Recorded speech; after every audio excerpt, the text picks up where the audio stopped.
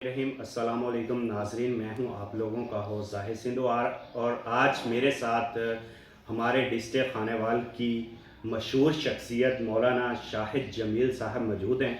अगर आप आंखें बंद करके इनका बयान सुने तो आपको लगेगा कि मौलाना तारक जमील साहब जो हैं वो बयान कर रहे हैं। आज हम इनकी ज़िंदगी के बारे में बात करेंगे कि ये किस तरह दीन की तरफ आए और आज माशाल्लाह इनका एक नाम है और पूरे पाकिस्तान में बयान करते हैं, बयानात के लिए जाते हैं। तो मौलाना साहब, सबसे पहले आपका बहुत बहुत शुक्रिया कि आपने हमें टाइम दिया। सर, थोड़ा सा बताइएगा कि एक तो आप मौलाना तारक जमील साहब के हूबहू आपकी आवाज़ है, लोग जो है आपको सुनते हैं, तो आप कैसे आए दीन की तरफ? अस्सलामु अलैकुम रहमतुल्लाहि व बरकातुहू। ज़ाहिद भाई, आपने बहुत अच्छा सवाल किया और मुझे चूँकि सारे मीडिया पे देखा जा रहा है। 1997 में मैं एक क्लीन शेव नौजवान था। गाना बजाना और ड्रामों में काम करना, छोटे मोटे ड्रामों में हम अपने स्टार्ट से कबीर वाला में जो छोटे ड्रामे बनते थे, जो आजकल भाई शाहिद अफजाल जो नंबरदार का चैनल चला रहा है, यूट्यूब चैनल, जी, तो वो हमारे हदायतकार होते थे। हम छोटे ड्रामे बनाते थे छोटे लेवल पे, लेकिन बस मेरे वालिद साहब रहमतुल्लाह ताला दीनी निस्बत थी, ताल्लुक़ था दीन की तरफ, तो मैं फिर वहाँ से वापस उस तरफ आ गया। एक दिन मुझे याद है, मैं पैंट शर्ट में था, जीन्स पहनी हुई थी मैंने, और मैं एक दर्जी की दुकान पे कॉटन का सूट लेके गया सिलाई के लिए। भाई साजिद साहब थे, अभी भी हैं माशाल्लाह। जी। तो उनके पास मौलाना तारक जमील साहब की केसट पड़ी थी, उस वक्त केसटें होती थी। जी। उन्होंने मुझे कहा कि भाई शायद ये केसट आई हुई है थोड़ी सी, एक मौलवी साहब की, ये बयान सुनने। मैंने कहा जी मैंने मौलवियों का बयान नहीं सुनना। तो वो कहने लगा, यार आपको पता है कि हम सारे गाने सुनने वाले हैं, जी। आप ये थोड़ा सा सुन लें, देख लें। वो ख़ुद भी अताउल्ला ईसा खिलवी के बहुत शादे वाले थे। मैंने कहा अच्छा लगाएं केसट। उन्होंने केसट चलाई, मौलाना साहब का बयान था करोड़ पक्का का, 1997 की बात है। जी। तो मैंने कहा 2 मिनट मेरे पास टाइम है, लेकिन जब हज़रत जी का बयान लगा तो 1.5 घंटे का बयान था, मैं पूरा बयान सुन के उठा। और जब मैं उसकी शॉप से बाहर निकला तो मेरी ज़िंदगी बदल चुकी थी, अंदर ही अंदर मेरी कैफियत बदल गई। फिर तीसरे दिन मैं रोज़े पे जमात के साथ चला गया, और वहाँ अमीर साहब हमारे मास्टर सदुल्ला साहब भट्टी अब भी हैं, बहुत अच्छे लोग हैं, तबलीग वाले, बड़े अंदाज से, बड़ी मोहब्बत से उन्होंने तरबियत की। दूसरे दिन उन्होंने मुझे इशा की तालीम दे दी, और तीसरे दिन उन्होंने मुझे बयान दिया। तालीम सुनी तो उनके दिल में कुछ अल्लाह ने डाला। तीसरे दिन उन्होंने मुझे आखिरी बयान दे दिया, मगरिब का बयान था। जी।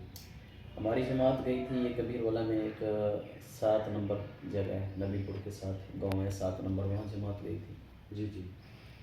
तो तीसरे दिन जब मेरा बयान हुआ, मैं बयान के लिए खड़ा हुआ, तो वो जो बयान मैंने सुना था मौलाना साहब का, वो मेरे अंदर उतर गया सारा। मैंने बिल्कुल वहीं से बात शुरू की, और मौलाना साहब ने अल्लाह के पूरे नाम लिए थे। और ये पहला वाक़या था कि किसी आदमी ने अल्लाह के नाम लिए और मैंने सुने, एक आलिम दीन ने। जी।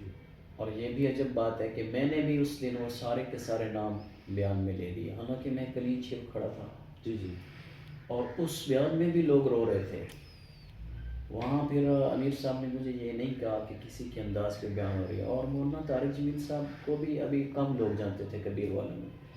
मैं तो यूँ समझता हूँ वो मौलाना साहब का तारुफ कबीर वाला में जब शुरू हुआ तो शायद मेरी वजह से। मैं फिर मौलाना की जो कैसेटें होती थी, मेरे पास 300-400 गानों की कैसेट थी, वो कैसेट सब मैं मौलाना साहब के बयान रिकॉर्ड करवाता जाके खाने वाले से, और आके रिक्शे वालों को देता और दुकानों पे देता कि इसको सुनो, इसको सुनो। यूँ मेरी ज़िंदगी बदली, मोहब्बत हो गई। हाँ जी, उस रोज़े से मेरी ज़िंदगी बदली। और फिर 1 महीने में 2-3 दिन रोज़े में लगाता, और 40-40 लड़के मेरे साथ जमात में जाते। बड़ा एक अल्लाह की तरफ से तब्दीली थी, और बड़ा मज़ा आता था। मुझे पहले इस रोज़े की लज्जत आज भी महसूस होती है। ماشاء اللہ. تو اس طرح پھر میری زندگی بدلی، اور اس کے بعد میں پھر آرمی میں چلا گیا 2001 میں.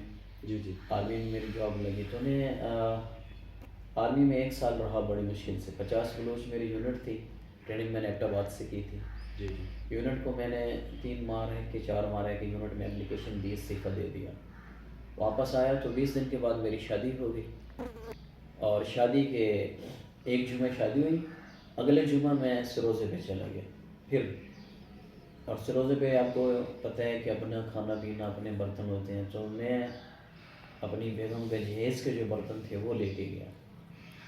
جی تو اس سروزے پہ چونکہ میں نے داڑھی بھی چھوٹی چھوٹی رکھ لی تھی، پگڑی بھی باندھتا تھا، لیکن داڑھی ابھی میں کاٹتا تھا. آپ جیسے آپ کی داڑھی ہے ایسے داڑھی تھی میری فیشن والی. تو اس سروزے پہ جب میں گیا تو ہماری تشکیل ہوئی، یہاں 12 میل کے قریب جھوت پور ایک گاؤں ہے، جی جی اس گاؤں میں تشکیل ہوئی. تو گشت پہ جب نکلے تو میں دولہے کے لباس میں تھا، وہی جوڑا سوٹ جو میں نے برات میں پہنا تھا، جی میں اگلے دن میں وہی سوٹ پہن کے گیا. تو میں گشت پہ نکلا، دعوت دیتا لوگوں کو، لوگ ایک دم اکٹھے ہو جاتے، مجمع لگ جاتا. حالانکہ عمومی گشت تھا عصر کے بعد، جی لیکن لوگ کھینچتے آ رہے تھے. اس پہ بھی مجھے اثر ہوا کہ کیا معاملہ ہے. پھر وہاں سے میں نے مکمل داڑھی رکھنے کی نیت کی. امیر صاحب نے مجھے بڑے پیار سے کہا بیٹا کیا خیال ہے آپ داڑھی رکھ لیں. میں نے کہا جی انشاءاللہ. میں گھر آیا واپس سے روزے سے، تو بیوی سے میں نے بات کی کہ میں داڑھی رکھ لوں جی یا کاٹتا رہوں. تو حالانکہ میں نیت کر کے آ گیا تھا، اور میں نے اس کی اگر وہ انکار کرتی تو شاید بات نہ مانتا، کیونکہ میں نے مسجد میں بیٹھ کے نیت کر لی تھی. جی جی میں پھر جب بات کی بیوی سے تو مجھے کہنے لگی رکھنا ہے تو پوری داڑھی رکھ لو، چھوٹی داڑھی کا کیا فائدہ ہے. حالانکہ وہ ان پڑھ 5 پڑھی ہوئی اور کوئی دینی نسبت نہیں تھی، لیکن اللہ نے اس کے دل میں بھی یہ محبت ڈال دی. جی یہ اسٹارٹ ہے میری زندگی بدلتی گئی، اور میں پھر سروزے لگاتا رہا. اس کے بعد پھر چونکہ والد صاحب میرے ہیڈ کلرک تھے ایف انڈسٹری کے بیروالا میں، جی جی انہوں نے مجھے وہاں جاب لگوا دی. اور وہ جاب ایسی تھی کہ منتھلی تنخواہ نہیں ہوتی تھی، ہفتے بعد تنخواہ آتی تھی، اور اس وقت 80 روپے ڈیلی ویجز مزدوری ہوتی تھی. جو کام میں وہاں ایک مشینری سسٹم تھا، اس میں میں وہاں جا کے ہیلپر لگا. تو وہاں کچھ عرصہ کام کیا. اتنے میں 9 ماہ کا پیریڈ پورا ہوا یا 11 ماہ ہوئے تو اللہ نے بیٹا دے دیا. بیٹا پیدا ہوا، وہ 40 دن کا نہیں ہوا تھا، 1 دن کم تھا، 39 دن کا تھا. میں 4 ماہ کے لیے نکل گیا. جب 4 ماہ سے واپس آیا تو بیانات تو شروع سے میرے اس انداز میں ہو رہے تھے، جہاں جماعت میں جاتا، جس جگہ جاتا وہاں اللہ پاک عزت دیتا. واپس آ کے مجھے شوق لگا کہ میں دین پڑھنا چاہتا ہوں. پھر میں نے اپنے والد صاحب سے بات کی. ابا جی پہلے تو کہنے لگے بیٹا بچہ ہے تمہارا تو اپنی کمائی کا سوچو، اب پڑھا نہیں سکتا ہوں. متوسط طبقہ سے تھے. جی جی میں نے کہا نہیں جی میں پڑھنا چاہتا ہوں، میں آپ سے 1 روپیہ بھی نہیں لوں گا. میری بیوی کو آپ پہلے دے رہے ہیں، بچے کو بھی دے رہے ہیں، تو میں مدرسہ چلا جاؤں گا، میں آپ سے کچھ نہیں لوں گا. ان کا ہے آپ کے ساتھ رہیں گے. ابا جی نہیں مانے. مخدوم پور امین شاہ صاحب رحمہ اللہ تعالیٰ تھے، سید امجد معاویہ صاحب جو ابھی مولانا صاحب ہیں ان کے والد محترم. مجھے کسی نے بتایا کہ ایک بزرگ ہیں جو حسین احمد مدنی رحمہ اللہ تعالیٰ کے خلفاء میں سے ہیں اور شاگرد ہیں. میں پھر ان کے پاس وہاں گیا تو حضرت لیٹے ہوئے تھے، زندگی کے آخری ایام تھے. جی جی میں نے کہا حضرت میں پڑھنا چاہتا ہوں، دعا کرو. پگڑی باندھی ہوئی تھی تو پہلے دیکھ کے فرمایا دارالعلوم سے آئے ہو؟ میں نے کہا نہیں جی دارالعلوم میں پڑھنا چاہتا ہوں، والد صاحب اجازت نہیں دے رہے. تو انہوں نے فرمایا مجھے اٹھاؤ. میں نے اٹھایا، پیچھے تکیہ لگایا، تو کہتے ہیں دعا کرنی ہے. میں نے کہا جی ابا جی راضی ہو جائیں، ہاتھ اٹھاؤ. ہاتھ اٹھائے، کوئی 30-40 سیکنڈ انہوں نے میرے لیے دعا کی. میرے ساتھ ایک نوجوان تھا، میں نے اسے فارغ ہوتے دعا سے میں نے کہا میرا کام ہو گیا ہے. جی بس گھر پہنچے، اگلے دن میرے والد صاحب راضی تھے ماشاء اور مجھے لے کے مدرسہ میں خود پھر رہے تھے. پہلے میں ملتان پڑھتا رہا، پھر مشکات والے سال میں دارالعلوم کبیروالا میں آ گیا. والدہ کو ہارٹ کا پرابلم ہوا 2006-7 میں 6 میں. میں پھر یہاں آ گیا. 2007 میں ایک جماعت آئی کہیں سے، پٹھان تھے، مولانا طارق جمیل صاحب کے دوست تھے. تو اپنی یہاں محلے کی جو مسجد وہاں آئی ہوئی تھی، ساتھیوں نے ان کو میرا بتایا تو انہوں نے کہا بیان کریں. میں نے مغرب کا بیان کیا، انہوں نے بیان سنا. مولانا کے کوئی قریبی تھے، انہوں نے جا کے مولانا صاحب کو بتایا جی کہ کبیر والا میں ایک نوجوان پڑھتا ہے، ایسے ایسے آپ کی طرح بیان کرتا ہے. اور میری ملاقات ابھی تک نہیں ہوئی تھی مولانا صاحب سے. تو وہاں سے پھر خط آیا دارالعلوم کے ایڈریس پہ طارق جمیل صاحب کی طرف سے. اس میں انہوں نے مجھے دعائیں دی. میرا وہ خط میری فیس بک پہ لگا ہوا ہے. جی جی مولانا صاحب نے مجھے دعائیں دی، اور نیچے جب اپنا نام لکھا تو لکھا محتاج دعا طارق شبیر. میں وہ خط میرے پاس شاید ابھی بھی پڑا ہو. 2017 میں جی میں نے وہ خط حضرت کو دکھایا، تو حضرت نے خط دیکھ کے ایسے حیران ہو کے کہا اتنا پرانا خط، یعنی 10 سال کے بعد جی جی میں وہ خط لے گیا. وہ اس لیے کہ وہ ایک نوجوان کراچی کا تھا، آزاد جمیل. جی جی وہ نہ طالب علم تھا نہ عالم تھا غالباً. اس نے کوئی مسئلہ بیان کیا اور مولانا صاحب کی طرز پہ بیان کر رہا تھا. تو مولانا میاں چنو نے پھر منع کیا کہ میرے طرز پہ کوئی بیان نہ کرے. اس نے کوئی شرعی مسئلہ غلط بیان کر دیا جس کی وجہ سے اس نے منع فرمایا.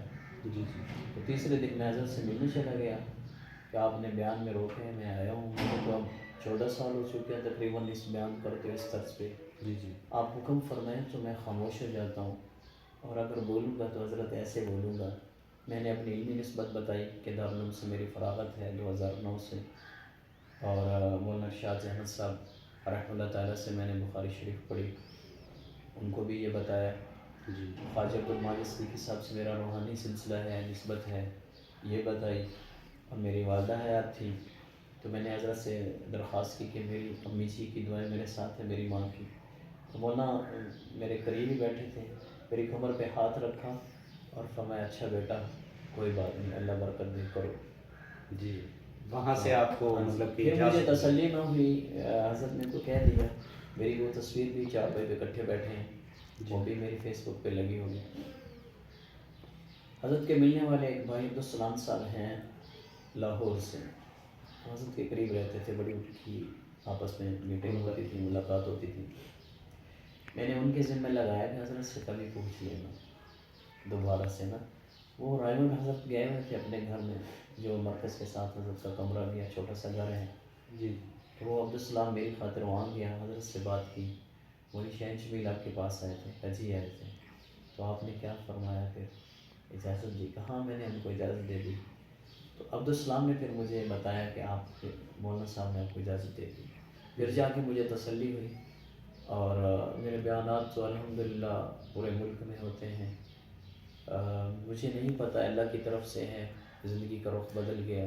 جی جی اچھا مولانا صاحب آپ یہ بتائیے گا، جب پہلی بار لوگ آپ کو سنتے ہوں گے، مطلب یہ تو کچھ عرصہ پہلے ہی ہوا ہوگا ایسے، تو وہ بعد میں آپ کو آ کے ملتے ہوں گے مولانا صاحب یہ آپ نے تو کمال کر دیا. یہ سوالات ہوتے ہیں، لوگ سمجھتے ہیں کہ میں نے اس پہ بہت محنت کی ہے، لیکن یہ میرے اللہ کی طرف سے ایک دین ہے.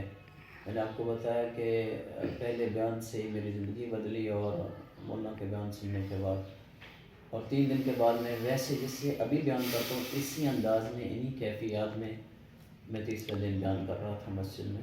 جی اللہ کی طرف سے ہے. میں اس پہ کوئی محنت نہیں کی. لوگ سمجھتے ہوں گے شاید کوئی ریہرسل کی ہے جیسے ڈراموں میں کی جاتی ہے یا گانے والے کرتے ہیں، ایسا کچھ نہیں ہے. یہ اللہ کی طرف سے ہے، اللہ کی طرف سے عطا کر دیا. اور کچھ جماعت والے، تبلیغ والے، اللہ ان کا بھلا کرے. عالمی طور پہ بہت بڑا کام ہے، اب تو ساری دنیا کو پتہ ہے. جی مجھے یاد ہے ایک وہ بھی دور تھا کہ اردن سے ایک جماعت آئی ہوئی تھی، اور میرے اس دور میں جماعت کے قریب نہیں تھا. میری منتیں کر رہے تھے بیچارے، اور میرے والد صاحب بھی مسجد میں بیٹھے تھے، اور میں انہیں کہہ رہا تھا میں نے جماعت کے ساتھ نہیں جانا. تو ابا جی مجھے کہتے تھے بیٹا انکار نہیں کرتے، کہہ دیں انشاءاللہ. مطلب میں نے جانا نہیں، میں انشاءاللہ کیوں کہوں. یعنی یہ کیفیات تھیں. جی اور میں کہتا ہوں کروڑوں میں ایک آدمی تیار ہوتا ہے. کتنی جماعتیں آئی، جنوبی افریقہ سے آئی، فرانس سے آئی، اور مراکز سے جماعت آئی. کتنے لوگ آئے اور انہوں نے مجھے دعوتیں دیں. یعنی سب کا حصہ ہے اس میں. اور زندگی بدلی ہے. اچھا، کروڑوں جی. لوگوں کے پیچھے دعائیں ہوتی ہیں اور میں کروڑوں روپے لگے ہوتے ہیں. میں کہتا ہوں ایک آدمی کو تبلیغ والوں کے کتنی جماعتیں آ کے دعوتیں دیتی ہیں. تو اللہ کی طرف سے ہے. میں کس کس کو کہوں. جی. اچھا مولانا صاحب یہ بتائیے گا، آپ تو پہلے جیسے آپ نے بتایا کہ ایک جو نوجوان ہوتا ہے وہ شرارتیں کرتا ہے، پھر ڈرامے کرتا ہے، شغل کرتا ہے. آپ کو تو نوجوانوں کی وہ کیا کہتے ہیں اس کو رمز کا بھی پتہ ہوگا، پھر آپ تبلیغ کرنا بھی آپ کو آسان ہوتی ہوگی. کتنے نوجوانوں کو آپ نے جو ہے اس راستے پہ لگایا؟ کافی سارے لوگ ایسے جو وفات بھی پا گئے اور میں ان کا ذریعہ بنا. دل اللہ کے ہاتھ میں. میں تو اپنے دل کے معاملے میں بھی اللہ کا محتاج ہوں. جی جی. بہت سارے لوگ انتقال بھی کر گئے. آج سے 2 سال پہلے 3 سال پہلے کی بات ہے کہ میں نے اندازہ لگایا کہ یہ اپنے تحصیل کبیر والا کے جو گاؤں ہیں جہاں مضافات میں میرے بیان ہوتے رہے، کوئی 5,000 سے زیادہ لوگ مجھے ملے اور مجھے آ کے بتا رہے کہ آپ کے بیان سن کے میں نے داڑھی رکھی. چونکہ میں داڑھی پہ بہت زیادہ زور دیتا ہوں. بیان کے آخر میں جا کے سنت پہ ترجیح اور سنت کو ترجیح دینے پہ زور دیتا ہوں. کافی سارے مطلب لوگ ملے. میرا ایک جگہ بیان ہوا جھنگ میں. تو ملوانہ موڑ ایک جگہ ہے راستے میں جھنگ سے پہلے. وہاں ہمارے صحابہ والے معاویہ اعظم اور بھی ساتھی تھے، ان کے بھی بیان تھے. آخری بیان میرا ہوا وہاں. تو 3 ماہ کے بعد انہوں نے مجھے دوبارہ بیان کے لیے بلایا. جب میں بیان پہ گیا تو بیان سے فارغ ہوا، ایک نوجوان نے میرے کان میں آ کے کہا کہ ایس ایچ او صاحب آئے ہوئے ہیں، آپ سے ملنا چاہتے ہیں. ظہور احمد یا منظور احمد نام بتایا تھا، اب ہلکا سا یاد ہے. تو وہ مجھے ایک بیٹھک میں لے گئے. وہاں وہ بیٹھے تھے. اٹھ کے مجھے بڑے پرتپاک انداز سے محبت سے ملے. میرا بوسہ لیا یہاں سے. جی. تو کہنے لگا کہ مولانا میرے 2 بیٹے ہیں، دونوں ہمارے نافرمان تھے، اور اٹامک انرجی میں میرا بیٹا ہے، وہ ماں کا بڑا نافرمان تھا. آپ کا بیان سنا، اس کی زندگی بدل گئی. آج آپ کا بیان میں نے فون پہ اس کو سنایا ہے اور اس ساتھ اپنے چھوٹے بیٹے کو بھی لے آیا ہوں تاکہ یہ بھی آپ کی بات سنیں. تو میرے بیٹے کی زندگی بدل گئی. اور دوسری آپ کو یہ مبارک دینی ہے کہ ہمارے یہاں ایک ڈاکو تھا، اس کو 18 سال سے ہم پکڑتے بھی تھے، چھوڑتے بھی تھے. تو مجھے وہ پچھلے ماہ ملا تو اس کے چہرے پہ داڑھی تھی اور زندگی بدلی ہوئی تھی. تو میں نے اس سے پوچھا یہ زندگی کیسے بدل گئی ہے؟ تو اس نے کہا کہ کبیر والا سے ایک نوجوان آیا تھا، اس نے فلاں میدان میں بیان کیا تھا، اس کے بیان سے میری زندگی بدل گئی. تو میں نے اس سے پوچھا کون؟ تو انہوں نے آپ کا نام لیا. تو میں آپ کو خوشخبری دینا چاہ رہا ہوں کہ جو کام ہم 18 سال نہ کر سکے وہ آپ کے ایک بیان نے اس بندے کی زندگی بدل دی. ایسے بے شمار لوگ ہیں ان کی زندگیاں بدلی. جیسے میں مولانا طارق جمیل صاحب کو سن کے بدلا، ایسے ہی اللہ کی طرف سے آگے بھی لوگوں کی زندگیاں بدلتی ہیں. جی جی مولانا. ملے مجھے. جی سر. جی مولانا صاحب، اینڈ پہ آپ نوجوانوں کو کیا پیغام دیں گے؟ نوجوانوں سے میں درخواست کرتا ہوں کہ اس وقت فتنے کا دور ہے اور یہ میڈیا اور موبائل یہ بھی ایک بہت بڑا فتنہ بھی ہے. ہر چیز کا ایک صحیح استعمال ہوتا ہے، غلط استعمال ہوتا ہے. تو میں تو بیانات میں بھی لوگوں کو بتاتا ہوں کہ ہمارے موبائل باطل نے اتنی محنت کی ہے کہ ہم نہ بھی دیکھنا چاہیں غیر محرم عورتوں کو تو موبائل ایک ایسی چیز ہے، یہ خود فحاشی کو سامنے پیش کر دیتے ہیں. تو نوجوانوں سے یہ درخواست کرتا ہوں کہ اپنے موبائل فون کو صحیح استعمال کریں، اور خصوصاً آج کل رمضان شریف ہے تو برکتوں والا مہینہ ہے. اس مہینے میں اللہ تعالیٰ ہر رات 10 لاکھ آدمی کو جہنم سے نکالتا ہے اور جنت میں ڈالتا ہے. ہمارے چھوٹے چھوٹے اعمال رمضان کے اللہ پاک ان کو 70 گنا بڑھا کے اجر عطا فرماتے ہیں. تو میں سب سے یہ درخواست کرتا ہوں رمضان کے مہینے کی قدر کرے. اور باقی جتنے بھی مجھے سننے والے لوگ ہیں میں ان سے بھی درخواست کر رہا ہوں کہ رمضان میں 4 آدمیوں کی بخشش نہیں ہے، جبکہ ہر رات 10 لاکھ آدمی جنت میں جاتے ہیں. 4 آدمی، مدمن خمر، شراب پینے والا، اس کے رمضان میں کوئی بخشش نہیں ہے. عاقل والدیہ، ماں باپ کا نافرمان، یہ بھی بہت بڑی وبا ہے. ہزاروں میں کوئی ایک آدھ ماں باپ کا تابع دار ملتا ہے. تو اگر ماں باپ سے کسی کی ناراضگی ہے تو میں سب سے درخواست کرتا ہوں اپنے ماں باپ سے صلح کریں. ان کے پاؤں دھو کے پی لیں. ان کی خدمت کرنا دراصل اللہ کے قریب پہنچنا ہے. جی ورنہ رمضان میں بھی بخشش کوئی نہیں ہے. جی اور تیسرا آدمی قاطع رحم، رشتہ داروں سے تعلق توڑنے والا. یہ بھی بڑا المیہ ہے کہ ہم آپس میں چچا زاد، خالہ زاد، ماموں زاد، یہ جو قریبی رشتے ہیں ان میں بھی ہماری آپس میں مناسبت کوئی نہیں. سگے بھائی ایک دوسرے سے دور ہیں تو دلوں میں تھوڑی سی رنجش ہوتی ہے، باتیں بڑی بن جاتی ہیں. میں سب سے درخواست کرتا ہوں بھائیوں، اپنے دلوں کو صاف بنا لو. جیسے سفید اور صاف لباس پسند کرتے ہیں ایسے اپنے دلوں کو صاف کر لیں، پاک کر لیں، کھلا پہاڑوں جیسا دل بنا لیں. چھوٹی چھوٹی بات پر ایمان والے کے یہ اخلاق ہی نہیں ہے. جی بجلی کا بل نہیں دیا، گیس کا بل نہیں دیا، بھائی لڑ پڑتے ہیں. بیویاں آپس میں، چونکہ جوائنٹ سسٹم ہے ہمارے ملک میں، سب اکٹھے رہتے ہیں تو بیویوں کی وجہ سے بھائی لڑ پڑتے ہیں، بچوں کی وجہ سے بیگمات آپس میں لڑ پڑتی ہیں. تو رمضان میں اللہ کو راضی کریں، دلوں کو کھولیں. باقی دنوں میں بھی اخلاق اچھے ہونے چاہیے. جی مولانا صاحب. اور ایک جی. اور آخری جو ہے وہ ہے مشاحن، دل میں بغض کینہ پالنے والا. اس کی بھی رمضان میں بخشش کو نہیں. دل میں کینہ نفرت پہلے آتی ہے پھر اگلے سے تعلق توڑا جاتا ہے. تو اس سے سارے اخلاق کا جو پہلو ہے وہ سارا جسموں سے ختم ہو جاتا ہے، اخلاق معاشرے سے ختم ہو جاتا ہے. اس لیے سب سے درخواست ہے کہ اپنے اخلاق اچھے بنائیں. اللہ کے نبی صلی اللہ علیہ وسلم کے لیے اللہ نے فرمایا انک لعلی خلق عظیم، کہ میرے حبیب تیرے اخلاق بہت بلند ہیں. حالانکہ اللہ کے نبی کی ہر چیز بڑی اعلیٰ تھی. نماز اعلیٰ تھی، آپ کا اپنا رات کو تہجد میں کھڑا ہونا اعلیٰ تھا، تبلیغ کا کام اعلیٰ تھا، جہاد اعلیٰ تھا.